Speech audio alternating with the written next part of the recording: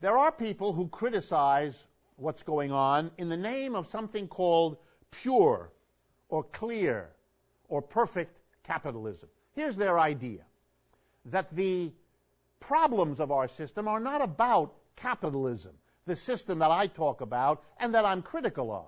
No. Their argument is, if we really had a proper capitalism, a pure capitalism, it would in fact work beautifully for everybody.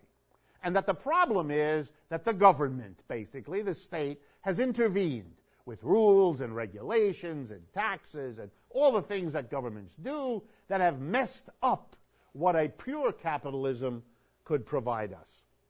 I've heard this argument all my life. I think it happens particularly when the capitalism we have really isn't working very well and everybody knows it.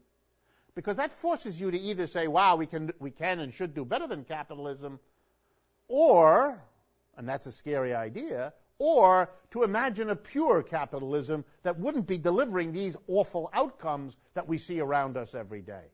But I believe, in all honesty, that it's a fantasy. It's an imaginary. The state has always been involved in capitalism, from the earliest times in England to the spread of capitalism in the United States, in Europe, and everywhere else. To imagine a capitalism without the state is to imagine a capitalism we have never seen and have never experienced. Somebody has to enforce what we do in a market. Somebody has to enforce the relationship between workers who produce everything and the employers who take a big chunk of it. If you don't have a state, you can't really run that very well. So it might be a fanciful idea to imagine a capitalism without a state, but in real practice, it's not available. Here's a second question that has come in that I think also reflects what many of you are interested in. It asks this question: if you actually had an economic system based on enterprises that workers themselves directed, in the way we have discussed on this program, wouldn't there be a kind of similar problem when it comes to scarce resources, whether that be fossil fuels or water or anything else?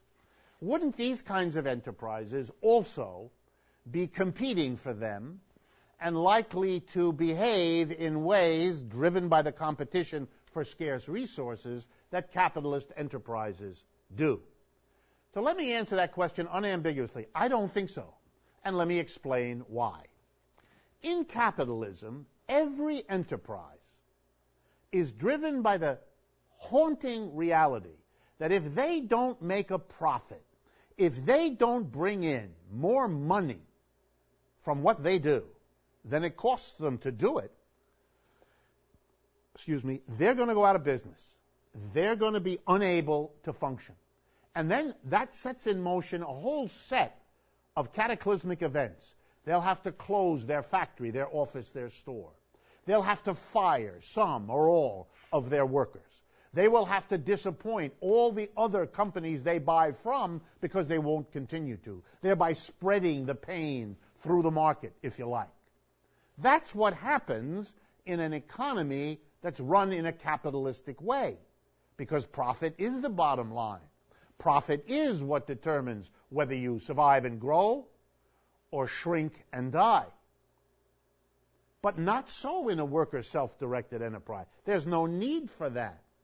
If, for example, a particular resource is scarce, that then is just a problem to be solved. If you can't have 20 enterprises, self-directed, looking after finding the scarce oil or the scarce coal or the scarce water or the scarce land, then the community of enterprises has a problem to solve. We have to find alternative resources or alternative activities that these workers with this equipment can be engaged in that is socially useful, but that does not use the resource that we don't have enough of. Nobody's job is going to be taken away, and nobody's business is going to be closed, because they're not driven by profit and business. They're driven by being part of a community where all the workers direct the enterprises that the community needs. Whether you call this planning or you call this community responsibility, or you call this co-respective behavior, doesn't really matter.